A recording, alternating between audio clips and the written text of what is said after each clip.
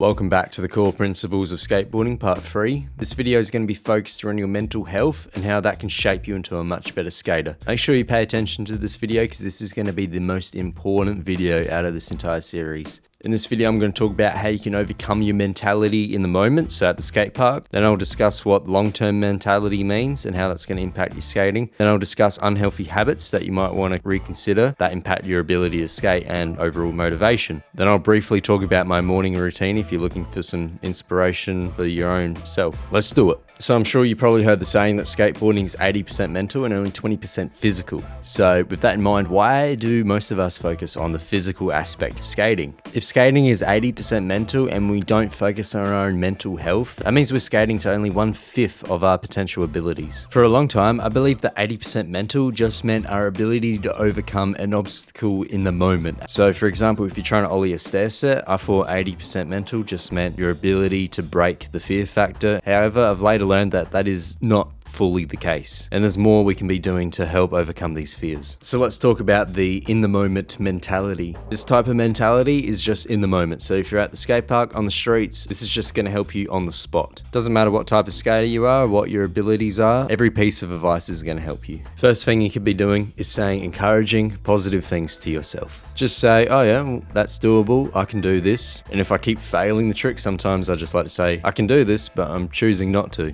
Saying these thoughts aloud rather than just in your head is going to be a lot more beneficial. So when you do go out to skate, there are usually 3 different types of mental states that you're in. It's either I got here but then I got hit by a pebble and now I really just don't want to be at the skate park at all. There's also the chill mentality. It's like, yeah, I'm just doing my go-to tricks, just having a good time, generally what we usually skate in. And then there's the hyped mentality. It's like, I have a goal, I have a purpose, I have a real reason, and I'm super keen to give this a crack. So if you are trying to do a trick that is mentally challenging you, try and hype yourself up. Do you want to know what the easiest trick in skateboarding was for me to learn? Dropping in. No one's going to be able to relate to that, but dropping in for me was so easy because I was so damn hyped. I was so keen to do it, and I had a fellow skater who helped me along and he gave me the tip, just lean all your weight forward, and I was just so hyped. I knew I could do it and I didn't have a problem. To hype yourself up, I like to focus on the end result. So if I'm trying to kickflip these stairs, I'm just imagining the end result, me landing the kickflip. That's going to be insane. That's going to be nuts. I'm going to be so stoked.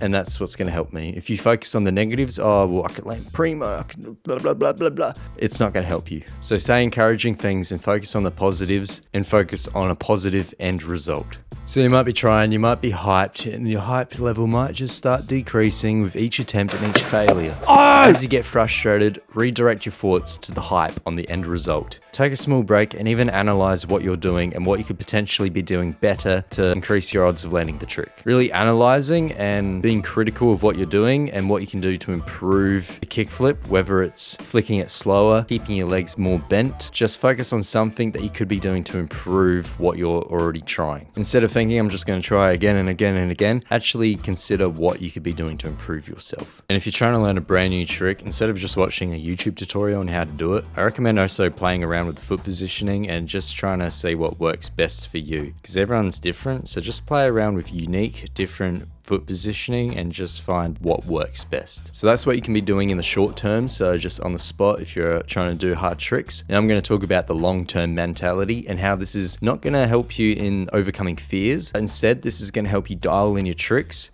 and allow your brain to process new information a lot quicker.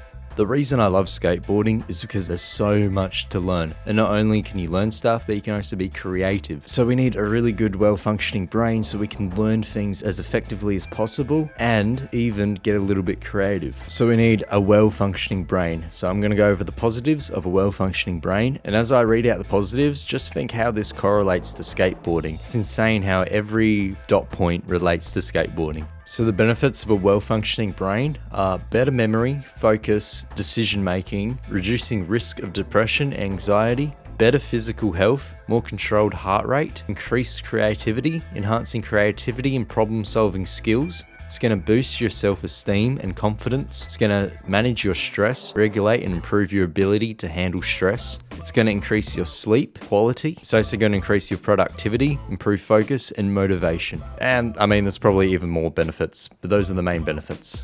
Alright, so how do we actually improve brain health? Well, exercise regularly, which is pretty easy to do if you're motivated to skateboard. Eating healthy is also going to increase your brain health. Specific foods are going to be better than others, but obviously do your own research into dieting. You want to get 8 hours of sleep. Now, lots of people say 8 hours of sleep and don't go any further on this, but you need 8 hours of actual sleep, not 8 hours in bed, but actual sleep. So that means you are probably going to need to be in bed for 10 hours to get your 8 hours of actual sleep. Sleep, in my opinion, is going to be the most beneficial out of anything on this list. And if you can picture yourself skateboarding while you're dreaming, that's going to be even huger.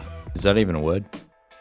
Challenge your brain with a math problem or something. Reducing stress, limiting alcohol and caffeine. People say limit the alcohol and caffeine, but in my opinion, I just cut it out. Like, what's the point? Be socially active. So if you're at work, if you're at school, if you're passing a stranger, if there's a fellow skater at your skate park, just being socially active is going to keep your mind moving. Another thing on this list is keep learning new things. Now, as skateboarding, there's a million things you can be learning, so we're always learning new things, but I also encourage you to try learn new things outside of skateboarding. So if you want to learn from my personal self, I learnt how to juggle, I learnt how to do handstands, I also learned guitar and playing new songs. I've recently took up chess and I've been learning chess tactics. So just keep learning new things and don't stop learning. And the last thing on this list is to be mentally active. So that can be like puzzles. Once again, chess, something that's going to keep you mentally active. Skateboarding's mentally active. But once again, I also challenge you to be mentally active in other aspects of life other than just skateboarding. A huge way to improve at skateboarding and any other aspect of life is to have a growth mindset versus a fixed mindset. A growth mindset is knowing you can improve with time and dedication. A fixed mindset is believing you're just not good enough, or you're too old, you're ungifted, you're born with the wrong genetics. A fixed mindset is not willing to learn and put the time in.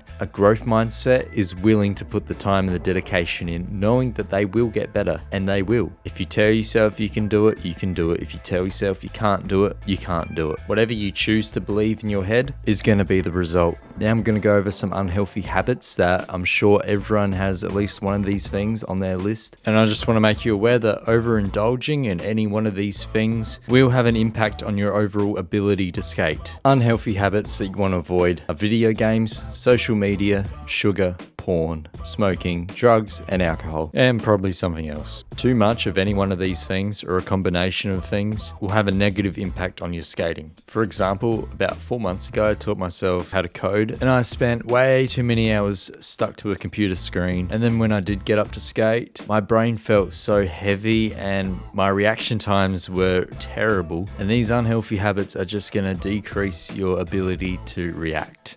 And some of these unhealthy habits I listed are going to do even more than just impair your ability to react. So just be mindful that your actions do have consequences or benefits. This video is going to be way too long if I go highly into detail on how to break unhealthy habits. If you really want some motivation to cut out unhealthy habits, I recommend checking out the YouTube channel Hamza. I'll link his channel right now as a card. Click on it, and he makes really good videos on how to cut out unhealthy habits and just making you into a better person. So check his stuff out. But I'll just say some quick universal things that cover all these unhealthy habits. Every single one of these things are short-term pleasures that aren't going to push you to the next level in your life. And these instant gratification habits are just going to leave you more depressed. And if you feel depressed and you do any one of these things on an outlandish scale, you deserve to feel depressed. I'm sorry, but if you don't put the hard work in, nothing's going to change. And if you keep doing what you know you're not supposed to do, you deserve the consequences. So check out Hamza's content. He makes good stuff in my opinion, and his videos might help you kick these unhealthy habits. Skateboarding to me brings me fulfillment, a purpose, a sense of pleasure, discipline, patience, and resilience. Discipline, patience, and resilience is going to be very hard if you digest high dopamine activities such as social media. The current world that we live in and all the online technology, it's reducing your attention span, and to increase your resilience and your patience, it's really hard in today's society. And that's why it's so impactful onto your skateboarding, because you need a high level of patience, and the way we're being brought up in today's world, patience is just really hard to find.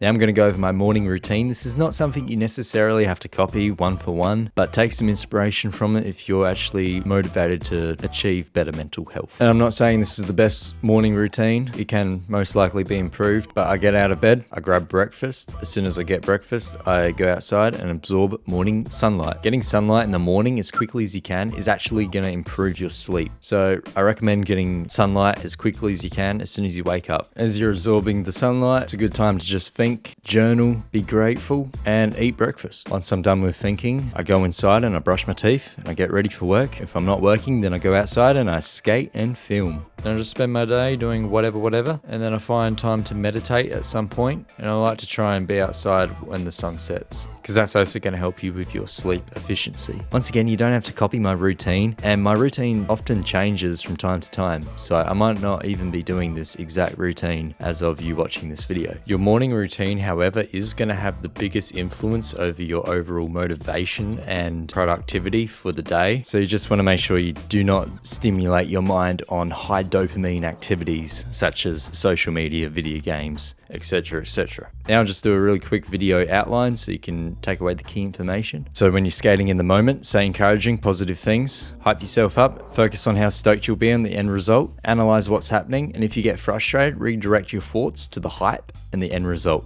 Take a small break if necessary and be really critical on what's happening and what's going wrong and how you can fix your mistakes. In the long term, you can focus on developing a well-functioning brain. Remember to have a growth mindset rather than a fixed mindset. Find ways to increase your discipline, patience, and resilience. Cut out any unhealthy habits and stick to some kind of morning routine. I hope you consider some of the things that I said in this video because it is actually life-changing, and thank you for watching. Part 4 to this video is on the screen right now. Part 4 isn't really a core principle of skateboarding, but I'm just going to talk about how you can push yourself harder than what you typically otherwise would. Thank you for watching. See you next time. Peace out.